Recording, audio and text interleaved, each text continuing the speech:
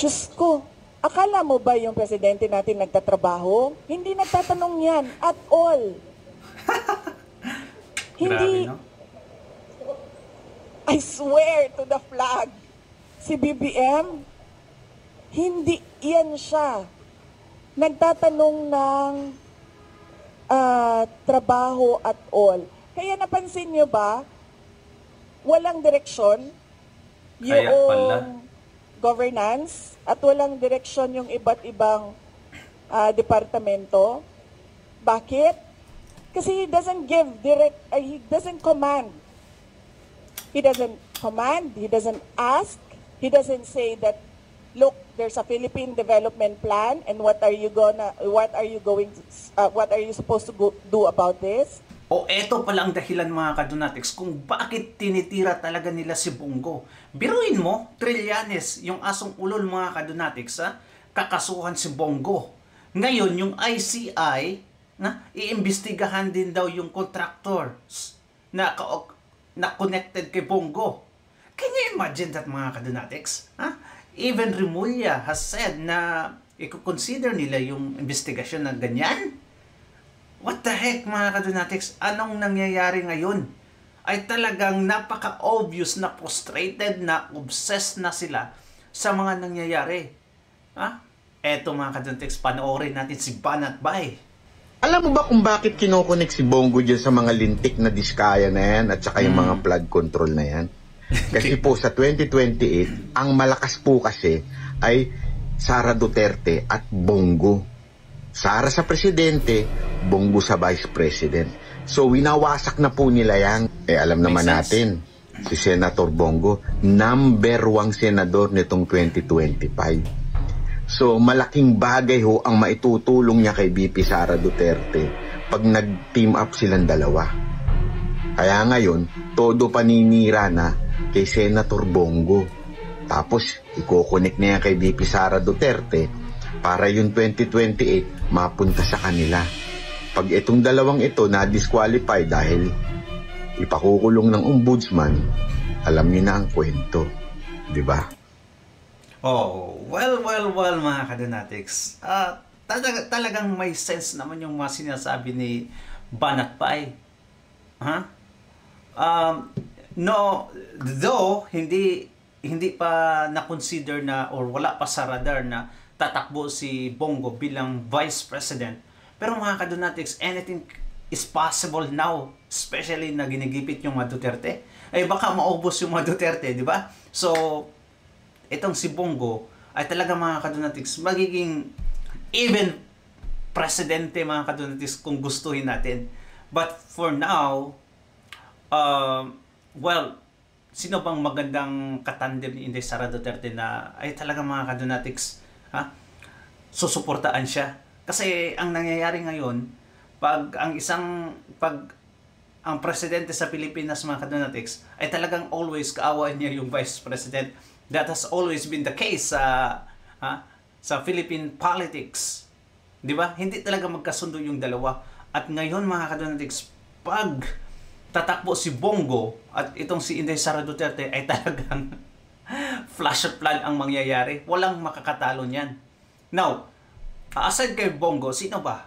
Marcoleta, pwede mga kadonatics, matigas, smart mga kadonatics, maalam talaga. Sino pa ang pwede nating i-katandem kay Inday Sara Duterte? May ugong-ugong mga kadonatics na si Amy Marcos, kaya ngayon nagpapabango kay Inday Sara Duterte. Huwag naman sana magpabudol pa tayo mga kadonatics. I don't hate her kasi alam naman natin na ginagawa niya yung tama kuno. So, but as far as Vice President katandem ni Inday Sara Duterte, nope.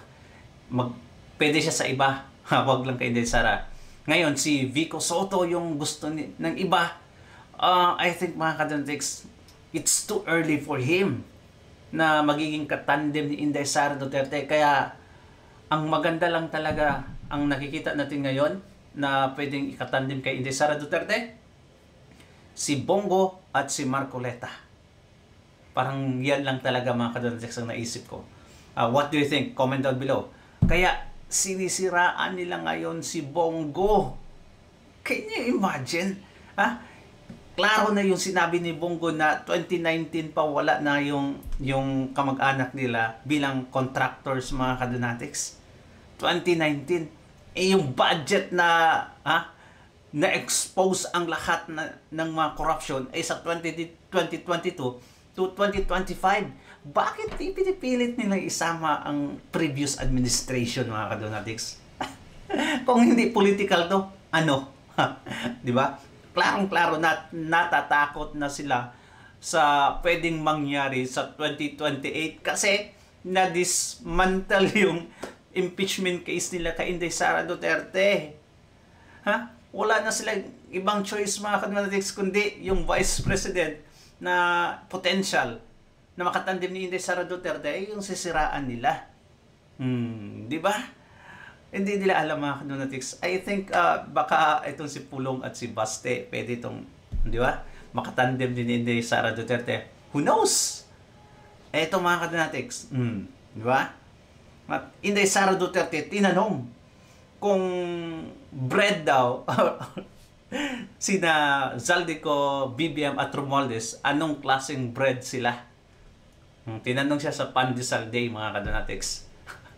Ay, grabe yung sagot ni Inday Sara Duterte. Akala ko magme-mention ng bread, mga kadonatics, pero hindi pala. Eto, panoorin natin. Tinapay daw kayo. Anong bread si BBM? Anong bread si Martin Romualdez? Anong bread si Saldico? Ito talaga. Taga Manila Pants, magaling. Manila Times pa, ha? Definitely hindi bread si Martin Romualdez at si BBM. Sino yung isa? Apat yun. Makes sense. Zaldico. Definitely hindi sila tinapay. Dahil hindi makain yung ugali nila. What? Tama talaga, mga kadonatics. Mas may sense yung sagot. Grabe. Hindi talaga makain, mga kadonatics. Buti pa yung ampalaya makain. Kahit napakapait. Itong tatlong binanggit na ako, mga kadonatics, ewan ko anong pagkain sila or anong klaseng poisonous na pagkain. At hindi makain yung korupsyon nila. Action nyo dun sa sinabi po ni President Bongbong Marcos na hindi daw po aabot yung mga aligasyon ng korupsyon sa katanggapan po nila sa Office of the President kaugnay doon sa mga flood control projects po. Sasagutin niya ni Attorney Trixie. I would like to acknowledge the presence of Attorney Trixie.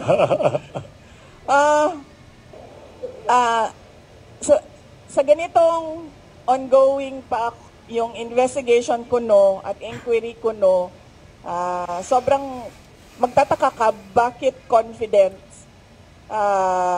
yung Pangulo na hindi aabot sa Office of the President yung iskandalo at yung corruption. So, ibig sabihin, siguro, alam na niya kung ano yung kalalabasan ng inquiry at ng investigasyon. Kasi wala namang iba sigurong explanation kung bakit napaka-confident mo sa mga mangyayari pa. Wala pa akong nahanap na tao na alam kung ano yung mangyayari bukas. Siya pa lang. Si BBM pa lang. Ma'am, doon naman po sa sinasabi na napaka-possible na maging state witness si former Speaker Martin Romualdez, do you think magiging effective po siyang state witness doon sa mga flood control projects po? Sound, pakilakas ulit. Laksan konti. Pakilakasan konti. Ma'am, may natanong na po sa Malacanang kung patungkol doon sa pagiging state witness daw. State witness ni former Speaker Martin Romualdez. Do you think magiging effective siyang state witness doon po sa flood control project po? Okay. Hindi ako mag-comment diyan kasi hindi ko alam kung totoo ba talagang sinabi ng ICI yan at decision talaga ng body yan na siya ay maging state witness. Mamaya na lang tayo magkomento kapag nandyan na yung kaso at nakikita na natin na totoo talagang state witness siya.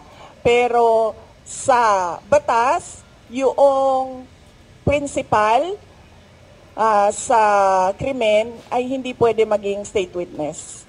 Tama. The most guilty. Thank you. Isang Manila Times. Ma'am, good morning Isa po. pa. Yes. Good morning po, ma'am. Ma'am, ito po kapapasok lang po na balita. Tinuro, parang iniimbestiga, nag-order daw po si Ombudsman Remulla kay Secretary Dizon na parang investigate daw si Senator Bongo sa anumang possible link sa mga diskaya.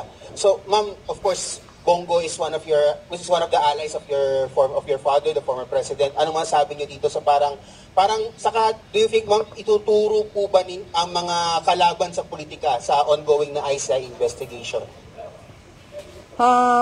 Hindi ko alam kung ano yung malamang nakakaalam niyan si BBM kasi ngayon nga confident na siya na hindi siya kasali sa mga hindi aabot. Tama ba? Ang sinabi, hindi aabot sa Office of the President ang corruption. So, siya lang makakasagot niyan kung ano ang mangyayari. Ano yung tanong mo? Yeah, of course, baka ituro lahat ng mga kalaban sa politika sa ongoing na investigation ng ICI. Do you think po mangyayari po ba na baka mapunta rin sa inyo yung sisi or mapunta rin sa inyo yung ituturo or abot sa inyo, ma'am. Kasi kung hindi aabot sa kay BBM, baka kayo naman pong ituro, ma'am, ng mga sinasabing Pwede, sigurado ako hindi aabot sa akin ang flood control scandal. Kasi unang-una, wala namang flood control projects sa OVP or sa Department of Education. At makakasabi naman talaga ang mga contractors and even si Secretary Bonoan, wala talaga akong at all project dyan sa DPWH. In fact, hindi nga nila masabi ngayon na may insertions ang Vice President kasi wala talaga. Hindi ako sumasali sa ganyan. Kung aabot ba sa akin, sa tingin ko aabot siya kasi kaalyado kami. Sa tingin ko ililink nila, sa tingin ko susubukan nila na paabutin sa akin dahil sa kaalyado ni dating Pangulong Rodrigo Duterte, si Senator Bongo. Doon siguro nila gagawan ng kwento yon. Yung part na ako, si PRD, nasa gitna, at si Senator Bongo, nasa kabilang side. Last question na lang, ma'am. Ma'am, medyo light tayo, ma'am. Ma'am, if you're bread or tinapay, anong bread po Tinapay daw kayo. Anong bread si BBM? Anong bread si Martin Romualdez? Anong bread si Saldico? Ito talaga. Taga Manila Times magaling. Manila Times ang tanong.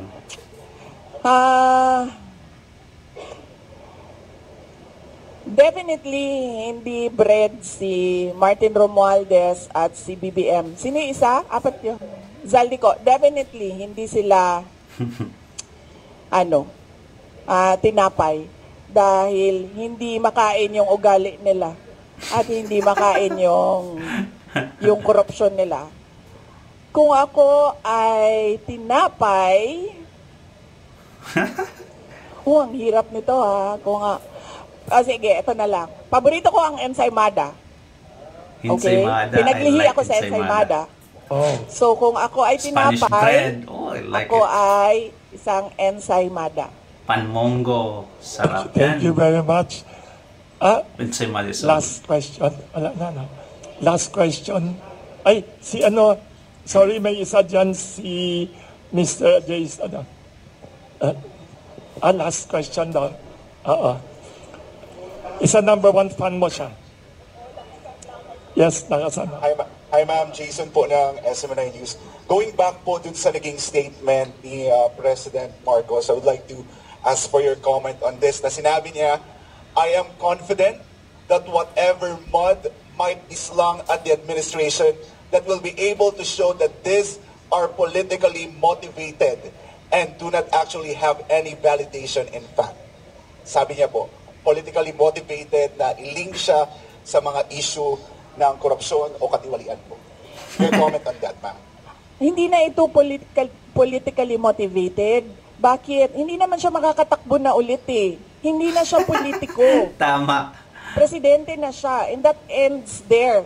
Hindi natin alam kung sa 2028 o another 20 years na naman of a BBM, of a Marcos. Nako. No. Hindi pwede na, hindi na pwede. Hindi na siya hinahabol ng mga tao, ng taong bayan dahil politiko siya. Hinahabol siya ng taong bayan dahil wala siyang ginagawa bilang Pangulo. Ay, grabe. Kaganda ng sinabi ni Inday Sara, mga kadonatics. Hindi ko na-realize yun na totoo naman talaga, mga kadonatics. It's no longer politically motivated na mga attack kasi nasa pinaka-highest position na siya. At kung di na rin siya makakatakbo, mga kadonatics, bilang presidente sa susunod. So, tama, di ba? Hinahanap sa kanya yung trabaho niya bilang Pangulo. Follow-up question sa sinabi rin ni President Marcos. He said na politika lang nga ito and sabi niya, gusto nila akong tang. Chỉ vài giây, tỏi ớt, gừng hay rau thơm đều được băm nhuyễn mịn, không lo văng bẩn, không ám mùi tanh. Iyan ang sinasabi ko. 'Di ba? Sino ba sa ating lahat ang nagsasabi at nagpaplano ng destabilisasyon? Walang nagsasabi na oust Marcos. Ang merong mga grupo na nagsasabi resign. Yun lang ang the most na sinasabi ng mga tao.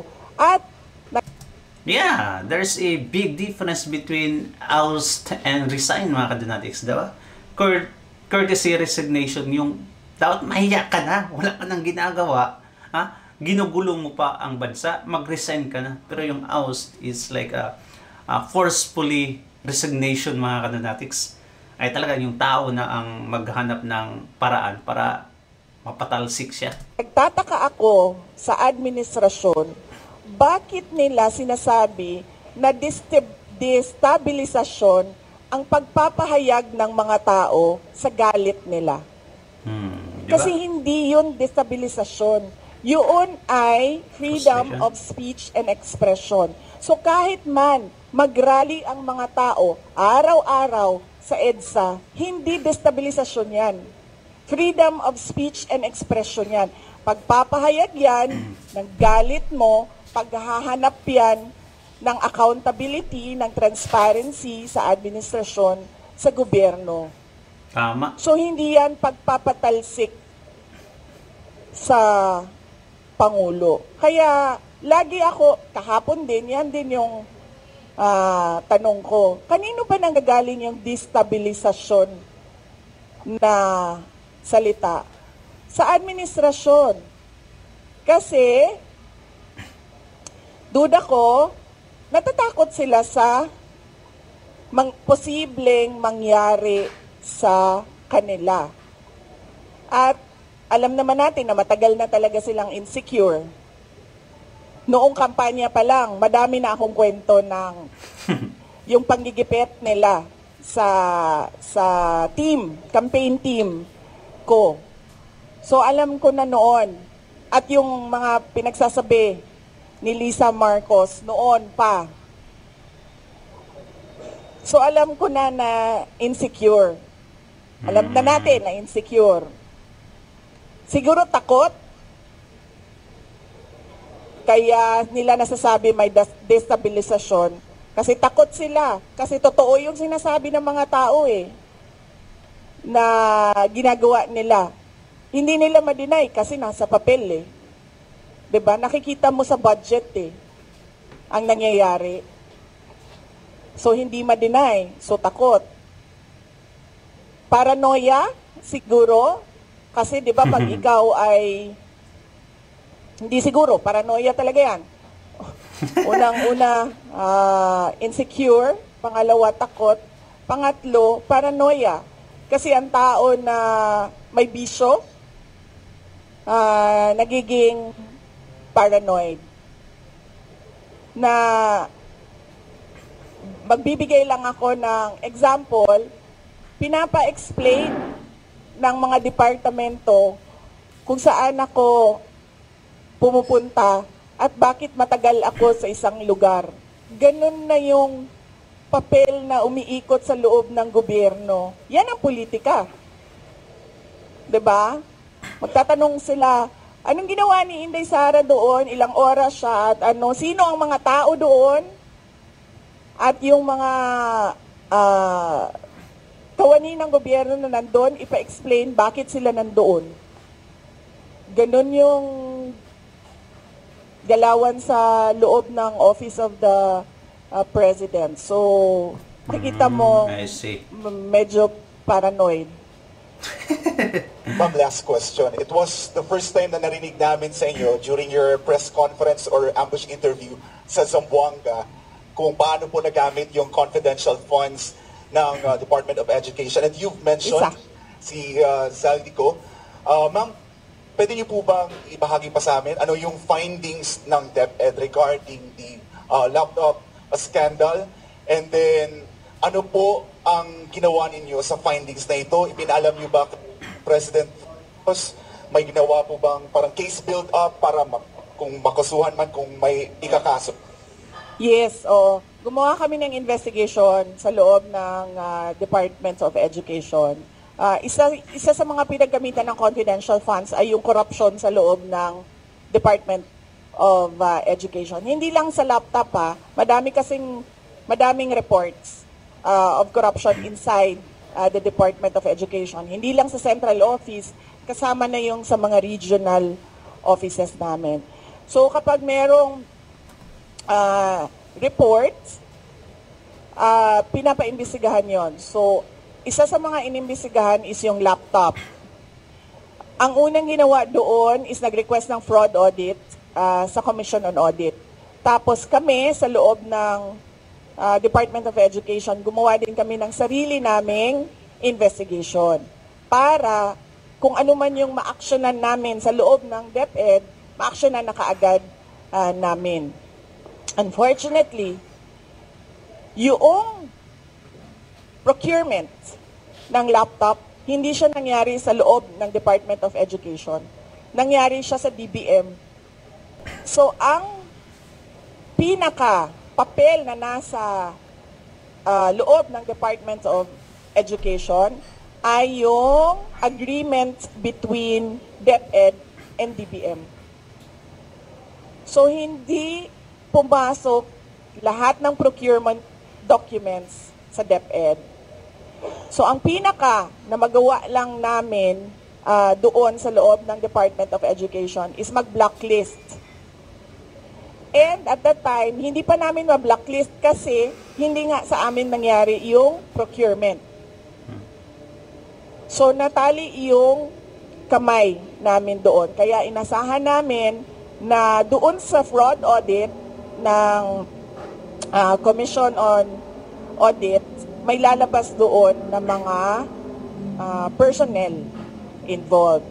At doon sa Blue Ribbon Committee na investigation, kung maalala nyo, may nangyaring Blue Ribbon Committee investigation sa Senate, sa laptop, ginamit namin yon sa loob ng Department of Education para isa-isahin kung sino yung mga personnel involved na under sa mga tao involved doon sa Senate Blue Ribbon investigation. Diyos ko, akala mo ba yung presidente natin nagtatrabaho? Hindi nagtatanong yan at all. Hindi. Grabe, no? I swear to the flag, si BBM, hindi yan siya. Nagtatanong ng trabaho at all. Kaya napansin nyo ba, walang direksyon Kaya pala. yung governance at walang direksyon yung iba't ibang departamento. Bakit? Kasi he doesn't give he doesn't command. He doesn't command, he doesn't ask, he doesn't say that, look, there's a Philippine development plan and what are you supposed to do about this?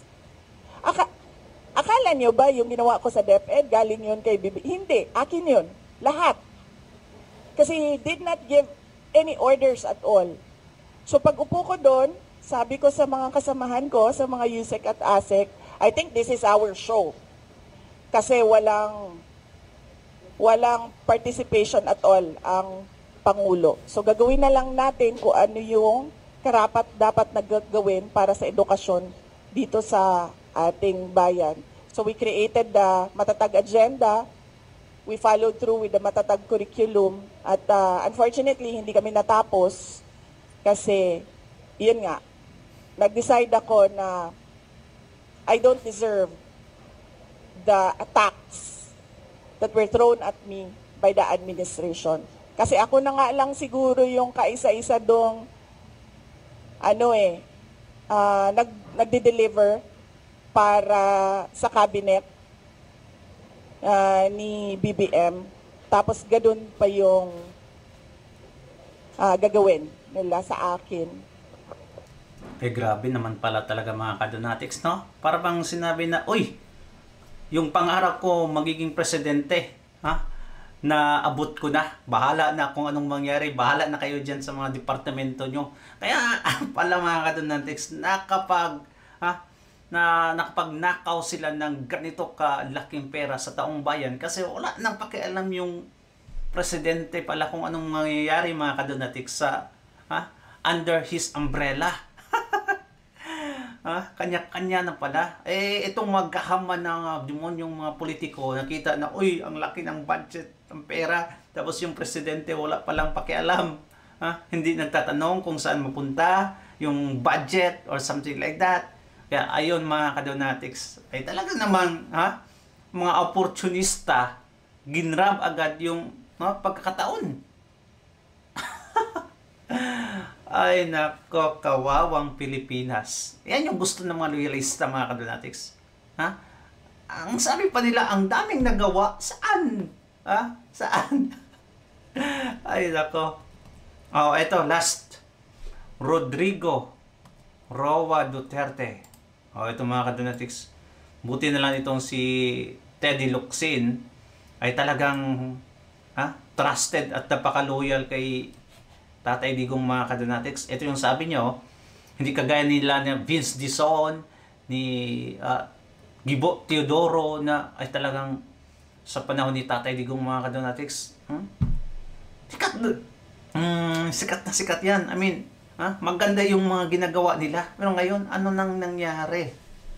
Rodrigo Duterte was not arrested by the ICC. He was abducted by the Filipinos in the Philippines and handed over to the foreigners. The idea that foreigners, especially Westerners, can judge us, it's not only disgusting, it is treason. Talaga naman mga kadonatics, yung ginagawa nila, treason talaga. And if I'm not mistaken, before ang treason mga kadonatics is punishable by death. Rebellious yan mga kadonatics against the government. Well. Kaya nga, wala tayong magawa kasi yung gobyerno na mismo ang nag-hand over kay Tatay Digong to the ICC, or in another word mga kadonatics, pinakidnap. The government itself mga kadonatics allowed the kidnapping of Tatay Digong. Thank you so much mga kadonatics. Kung hindi ka pa nakasubscribe, please subscribe ka na. Paabutin natin 100,000 subscriber at the end of the year. Thank you mga kadonatics, and please don't forget to like this video. God bless you. Ingat palagi mga kadonatics. Bye-bye.